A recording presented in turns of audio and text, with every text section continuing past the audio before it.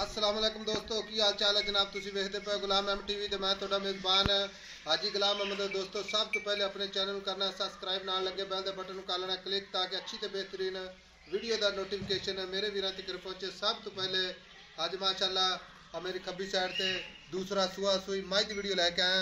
किन्ने दिन हो गए ने किन्ना जनाब दुध करदी है सारियां गल्लां जनाब मालिक तो सांझे लैके देवांगे।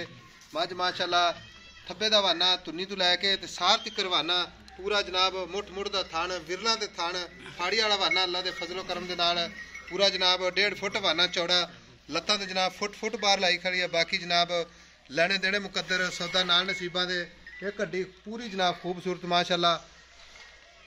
ये मेरे कैमरे ही नज़र है अल्लाह के फजलो करम के नाल जैनवन चीज़ां इंशाअल्लाह विखाइयां जांदियां ने ते अपने भरावां दे इंशाअल्लाह शौक पूरे किए जाते हैं।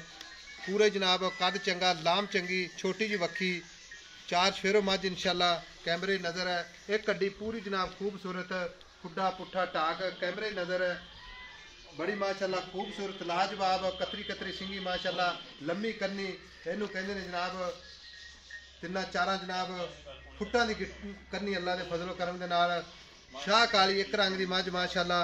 ते बाकी जनाब सारियां गल्लां मालिक तो सांझे लैके देवांगे किन्ना दुध करदी है कदों सूई जनाब ते अल्लाह के फजलो करम के नाल बिल्कुल जनाब मकूल ही रेट होगा ना कोई 5 लाख ना कोई 10 लाख क्योंकि माल जनाब माल के मुल इंशाअल्लाह विकदा है।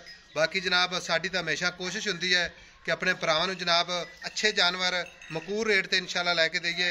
बाकी जनाब हवाना अल्लाह के फजलो करम के नाल तुन्नी तो लैके ते सार तक रवाना सोहनी तो खूबसूरत तुन्नी कोड़ी तो साफ चारे खोर इको जे। बाकी गल्लां जनाब मालिक तो सांझे लवांगे। अस्सलाम वालेकुम लाला जी। वालेकुम सलाम जी।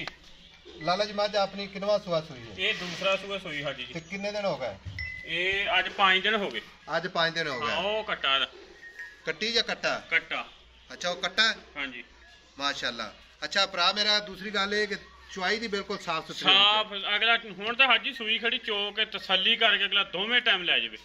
थान दे विच कोई गंढ मरोड़ी छट्टा फुहारा वो अपनी जिम्मेदारी होगी वो वीर भरा ने इदां जानी होवे ते अपनी जवाबदारी होगी जी। अच्छा ते जनाब निचोड़ दुध दसना है ताकि आपा जेड़ा शर्मिंदा ना होइए।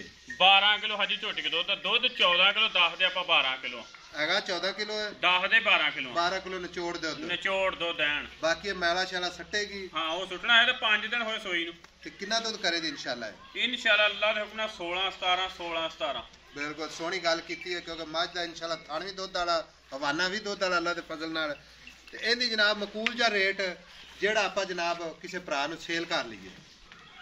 पक्की जी गल करनी है 10 नहीं मंगना 5 नहीं मंगना बिल्कुल जनाब मुहब्बत ते प्यार वाले पैसे। 3 लाख रुपया हाजी 3 लाख रुपया वेरी गुड सोहना मैं तेरे ते राजी हाँ। मझ किसी भरा नूं पसंद आवे या ना आवे लैने देने मुकद्दर लेकिन जेड़ा रेट भरा ने कीता इंशाअल्लाह लैन देने वाली गल्लां 3 लाख रुपया इहदे विच भी जनाब को माड़ा मोटा को प्यार मुहब्बत कर लांगे कोई भैन भरा चल के आ गया ठीक हो गया सोहनियां गल्लां 3 लाख विचों भी जनाब माड़ा मोटा प्यार मुहब्बत हो जाएगा। वीडियो पसंद आवे तो चैनल जनाब शेयर ते लाइक ते माशाअल्लाह दा कमेंट 3 लाख रुपया विच प्यार मुहब्बत हाजिर मौके ते जनाब 12 लीटर की गारंटी। बाकी जनाब मेरे भरावां ने इंशाअल्लाह तसल्ली कर लेनी है मझ इंशाअल्लाह ताला ये मझ 16-17 लीटर इंशाअल्लाह आम खुराक ते दुध देवेगी अल्लाह के फजल नाल क्योंकि साडा भी जनाब दिन रात का इंशाअल्लाह काम है। तो बाकी मिलांगे अगली वीडियो के नाल। अल्लाह निगहबान पाकिस्तान जिंदाबाद।